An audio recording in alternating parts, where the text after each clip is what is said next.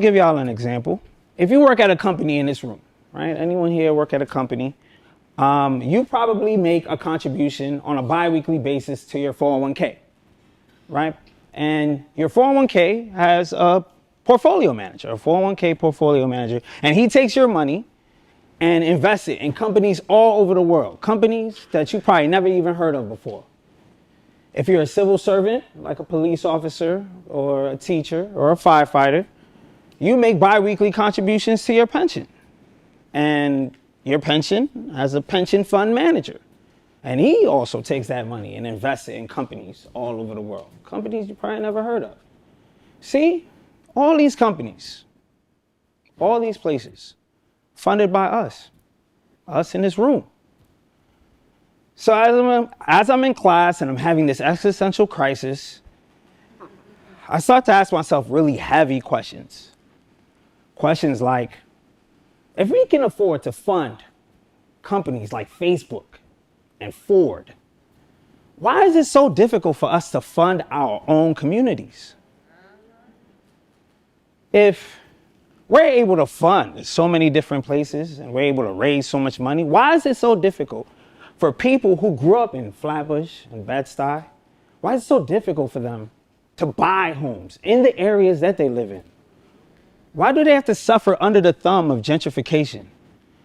Why is it so difficult, and why do we feel so powerless in fighting to stay? These are some heavy questions, and there's no simple answer to any of them. But there's always two things that stand out to me. One of them is a mindset. It's a mindset that Wall Street and Wall Street alone are the sole arbiters of who and what gets funded, when really it's us. And two, we felt as if we had limited tools. And I'll give you an example of that. For example, Esusu. Esusu is an amazing tool to help you save your money. But there are limitations, right? You can't claim your Esusu on your taxes. I wish I could. You can't use your Esusu as some sort of collateral for a mortgage or a small business loan. Esusus aren't regulated by any regulatory agency in the government. So as powerful as this tool is, it still limits our ability to accumulate traditional wealth and enter the middle class. But today we have tools. See, in 2012, Barack Obama, the great Barack Obama, signed the Jobs Act into law. And the Jobs Act was a few years after the recession, and one of his goals out of that was to jumpstart America's businesses.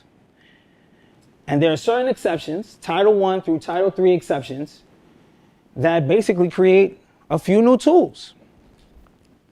One of those tools is crowdfunding equity platforms. Now, crowdfunding equity platforms allow us to invest directly in businesses that we believe in. These businesses do not have to go through these dramatic IPOs. We don't need to go and visit a stockbroker in order to invest in them. We can literally log on to something they call the funding portal, pick a business that we believe in, or pick a business that's directly in our community and invest in it. And in an area like Flatbush, that's very vital because we already know historically, we've had, Black people specifically, have had problems with getting small business loans from banks. But it's real easy for Black people to get credit cards from banks. And through this venture capital revolution, there was research done by this company called CB Insights that found that even though Black people are 11% of America's population, less than 1% of Black founders get venture capital funding. And I was like, damn. See, I personally know a friend of mine who used a crowdfunding equity platform. He created this app called App. And basically, his goal, he had one job and one job only. He said, I'm going to get everybody one free appetizer at any restaurant every single day. So he logged on to a crowdfunding equity platform called WeFunder, and he raised over $200,000 to see his dream come true.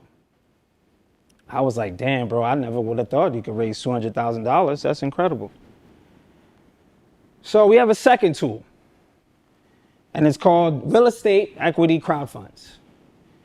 And real estate equity crowd funds allow us to invest directly into real estate without having to use traditional financial means. Usually, you have to invest through this thing they call a REIT that you have to buy on the open market. And a REIT is a real estate investment trust. But with a real estate equity crowd fund, you can log on to a website and invest directly through there. Now, I'll give you an example of how it works.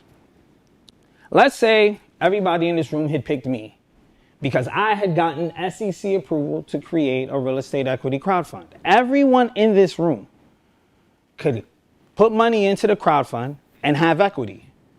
And I can take this money and buy empty plots of land directly in your neighborhood. I can buy empty pieces of property that have been laying there forever and nobody bought it.